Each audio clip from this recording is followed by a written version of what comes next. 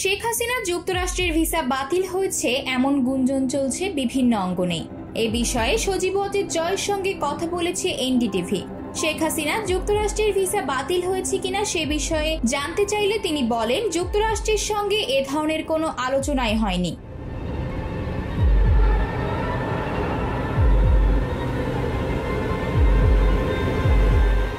গত সোমবার ছাত্র জনতার বিক্ষোভের মুখে শেখ হাসিনা প্রধানমন্ত্রী পদ থেকে ইস্তফা দিয়ে ভারতে গেছেন। সেখান থেকে তিনি যুক্তরাজ্য যেতে পারেন বলে ভারতীয় বিভিন্ন সংবাদ মাধ্যমের খবরে বলা হয়েছে।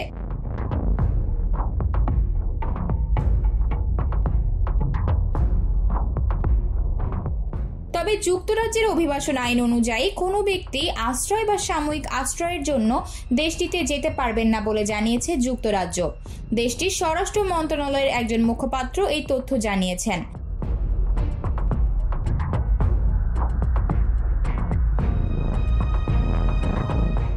এই প্রেক্ষাপটে যুক্তরাজ্যের স্বরাষ্ট্র মন্ত্রণালয়ের ওই মুখপাত্র মঙ্গলবার এনডিটিভিকে বলেন, যেসব ব্যক্তির প্রয়োজন তাদের সুরক্ষা দেওয়ার ক্ষেত্রে যুক্তরাজ্যের গর্বিত রেকর্ড রয়েছে। তবে আশ্রয় বা সাময়িক আশ্রয়ের জন্য কাউকে যুক্তরাজ্য ভ্রমণের অনুমতি দেওয়ার কোনো বিধান নেই। যাদের আন্তর্জাতিক সুরক্ষা প্রয়োজন তাদের প্রথমে নিরাপদ যে দেশে পৌঁছান তারা সেখানে আশ্রয় প্রার্থনা করা উচিত। এটি সুরক্ষার দ্রুততম পথ। এ বিষয়ে শেখ হাসিনার ছেলে যুক্তরাষ্ট্র প্রবাসী সজীব ওয়াজেদ জয় এনডিটিভিকে বলেছেন, শেখ হাসিনার আশ্রয় চাওয়ার খবর সঠিক নয়। তিনি কোথাও আশ্রয়ের জন্য অনুরোধ করেননি।